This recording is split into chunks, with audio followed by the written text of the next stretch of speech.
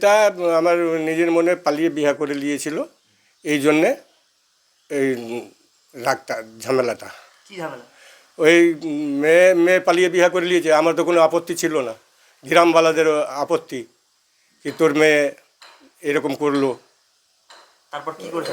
তারপরে সন্ধ্যার সময় মিটিং বসিয়ে ওরা মারপিট, আমাদেরকে না জানিয়ে মারপিট একদম ঘরে ঢুকে নিয়ে করলো। মেরেছে আপনাদের? হ্যাঁ, মারধরও করেছিল। আমি তখন হসপিটালে ভর্তি হয়েছিলাম। ভর্তি হবার পরে ওইখান থেকে ছুটি হবার পরে কে করছে? এইটা তৃণমূলের মেম্বার আছে জয়ন্ত সরকার। আর জয়ন্ত সরকার ওদের দলবল যা আছে ওরা করেছে। জয়ন্ত সরকার হইল তৃণমূলের মেম্বার। কতদিন ধরে অত্যাচার করছে? এইটা মোটামুটি 2 বছর হয়ে গেল। 2 বছর। আপনারা আমরা চাইছি কি আমরা বাড়ি যাব, বাড়িতে থাকবো, কতদিন আমরা এইভাবে থাকবো। আমরা তো অত শান্তি চাইছিলাম না কি আমরা কিছু করবো চাই না করবো। আমরা প্রধানের কাছে সবার কাছে রিপোর্ট জানানো আছে, প্রধানও রিপোর্ট জানে। থানায় এর আগে থানা থেকে তো জানিয়েছিলাম, থানায় ফের মীমাংসাও করে দিয়েছিল। মীমাংসা করার পরেও ফের আমি বাড়িতে যখন ঢুকি ফের অত্যাচার করে মারপিট করে জানলা টানলা ফের ভাঙাভাঙি করে। এবারে বাড়ি দখলের চেষ্টার অভিযোগ তৃণমূলের পঞ্চায়েত সদস্যের বিরুদ্ধে। অসহায় ওই পরিবারটি নিজের বাড়িতে ঢুকতে পারছে না, তাদের অন্যত্র বাড়ি ভাড়া নিয়ে থাকতে হচ্ছে। ইংরেজবাজার থানায় পরিবারটি অভিযোগ করলেও পুলিশ কোনো পদক্ষেপ গ্রহণ করছে না বলে অভিযোগ।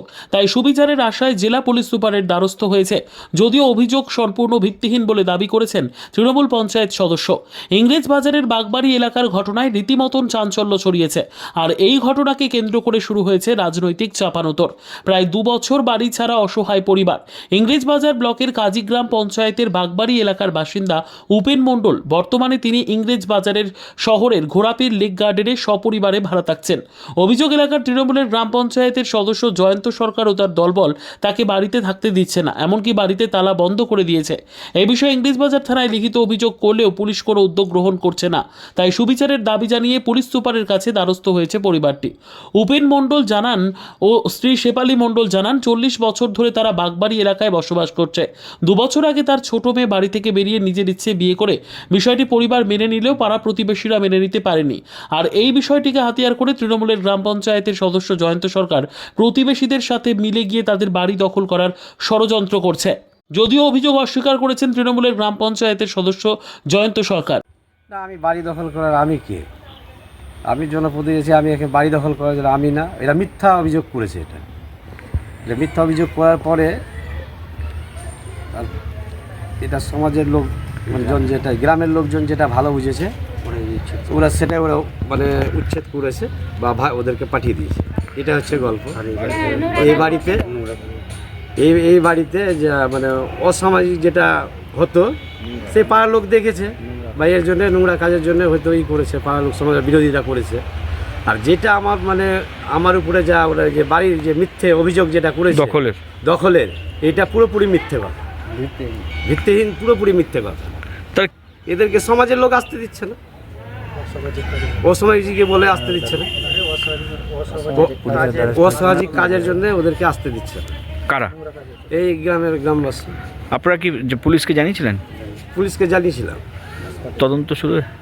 তদন্ত আসছে, ওখানে ঘুরে যাচ্ছে, 2-1টার নাম জিজ্ঞাসা করে ঘুরে চলে যাচ্ছে। বিষয়টিকে কটাক্ষ করেছে বিজেপি। গোটা পশ্চিমবঙ্গ জুড়ে তৃণমূলের এই কালচার চলছে, মালদাতেও সেই কালচার। আইনের শাসন তৃণমূল নেতারা নিয়ে নিচ্ছে। এরপরে মানুষ যদি আইনের শাসন নিজেদের হাতে তুলে নেয় তাহলে এই জাতীয় তৃণমূল নেতাদের কি অবস্থা হবে, কি পরিণতি হবে সেটা তারা বুঝতে পারছে না। তাই আমাদের সেই সমস্ত তৃণমূল নেতাদেরকে উপদেশ বিজেপি হয়ে যে আইনের ব্যবস্থা আইনের লোকেদের হাতেই ছেড়ে দিন, তারা দেখুক সামাজিক না অসামাজিক কাজ হচ্ছে। আপনারা এটা দেখে তাদেরকে বাড়ি ছাড়া, ভিটে ছাড়া, গ্রাম ছাড়া করেন না। কারণ সাধারণ মানুষ যদি আইন হাতে তুলে নেয় তখন আপনাদের মতন তৃণমূল নেতাদের কোথায় অবস্থান হবে এটা কিন্তু একটা আতঙ্কের কারণ।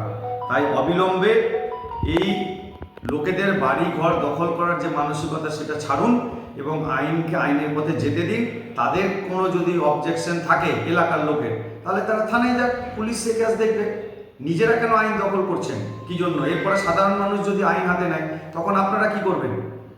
ঘটনা খতিয়ে দেখার আশ্বাস দিয়েছেন মালদার পুলিশ সুপার প্রদীপ কুমার যাদব।